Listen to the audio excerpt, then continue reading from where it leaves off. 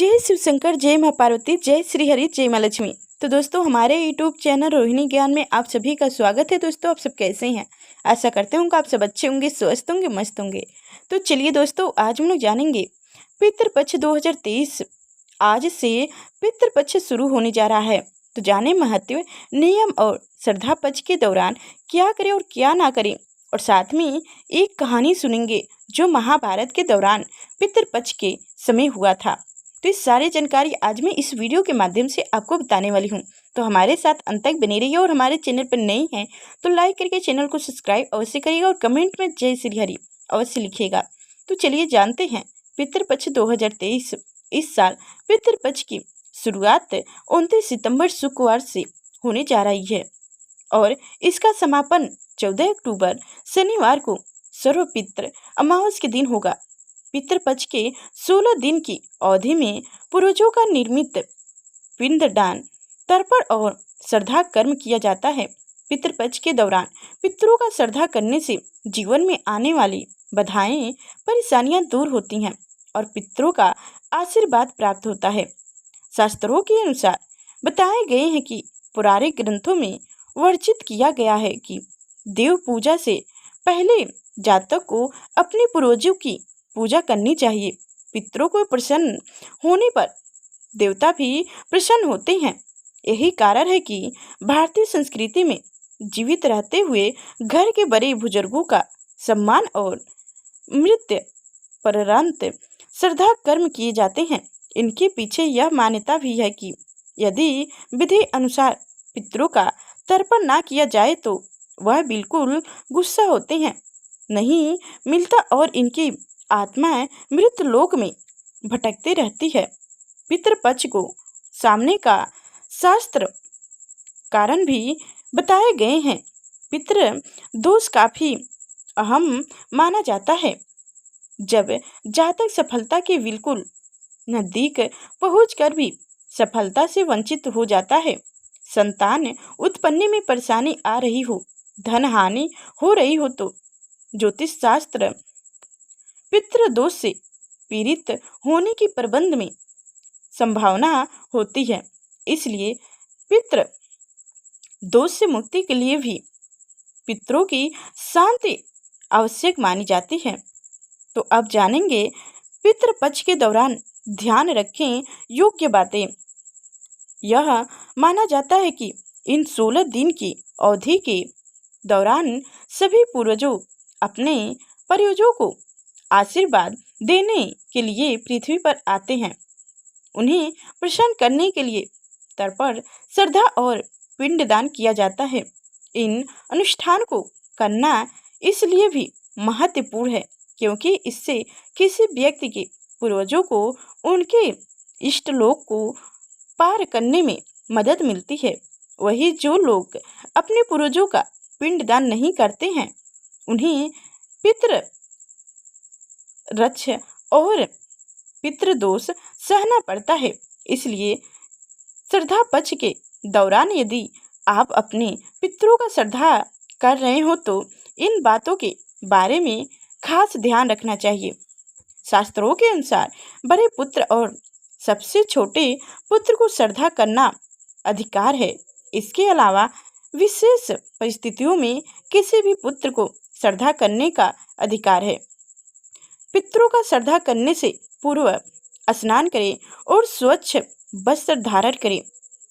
कुश घास से बने अंगूठे पहने। इनका उपयोग पूर्वजों का आह्वान करने के लिए किया जाता है।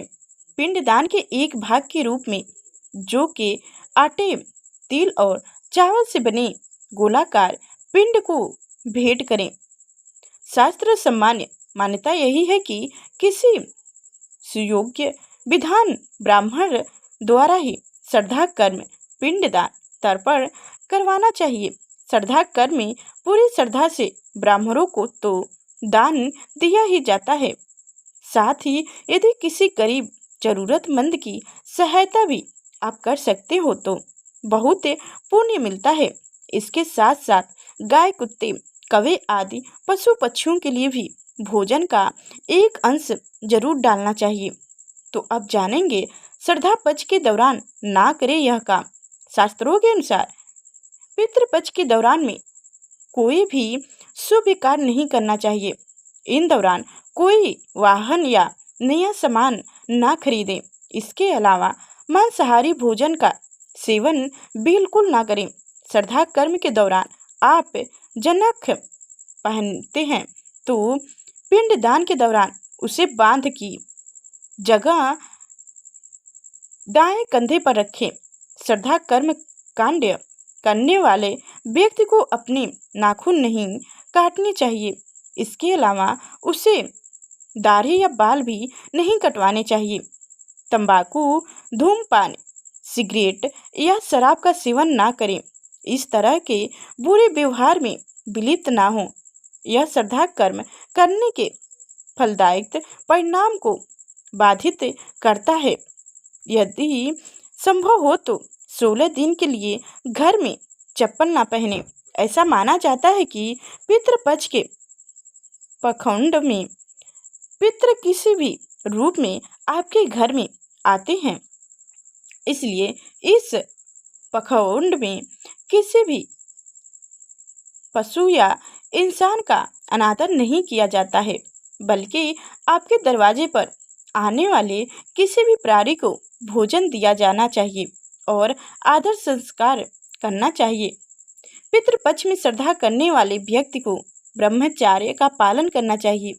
पितृपक्ष में कुछ चीज़ों को खाना मना है, जैसे चना दाल, खीरा, काला नमक, लौकी और खीरा, सरसों का साग आदि नहीं खाना चाहिए। अनुष्ठान के लिए लोहे के बर्तन का उपयोग ना करें। इसके वजह आपके पूर्वजों को खुश करने के लिए सोने, चांदी, तांबे या पीतल के बर्तन का उपयोग करें। यदि किसी विशेष स्थान पर श्राद्ध कर्म किया जाता है तो यह विशेष फल देता है। कहा जाता है कि गाय प्रयाग, बद्रीनाथ में श्राद्ध करने से पितरों को मोक्ष मिलता है।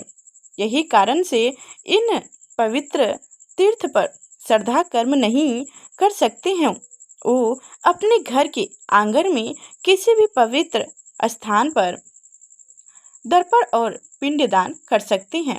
श्राद्ध कर्म के लिए काले तिल का उपयोग करना चाहिए। पिंडदान करते वक्त तुलसी जरूर रखें। श्राद्ध कर्म शाम, रात, सुबह या अंधेरे के दौरान नहीं किया जाना चाहिए। पितृपक्ष में गाय, कुत्ते, चींटियों और ब्राह्मणों को यथ संभव भोजन कराना चाहिए। इस प्रकार विधि विधान से श्रद्धा पूजा कर जातक पितृ वर से मुक्ति पा लेते हैं। यूँ श्राद्ध पक्ष में किए गई उनकी श्रद्धा से पितृ प्रसन्न होते हैं एवं आपके घर परिवार एवं जीवन में सुख समृद्धि होने का आशीर्वाद देता है। तो अब जानेंगे पितृपक्ष का महाभारत से एक कहानी। श्राद्ध का एक प्रसंग महाभारत महाकाव्य से इस प्रकार है। कौरव पांडवों के बीच युद्ध समाप्त के बाद जब सब कुछ समाप्त हो गया, दानवीर कर मृत्यु के बाद स्वर्ग पहुँचे। उन्हें खाने में सोना, चांदी और गहने भोजन की जगह परोसे गए। इस पर उन्होंने स्वर्ग के स्वामी इंद्र से उनका कारण पूछा।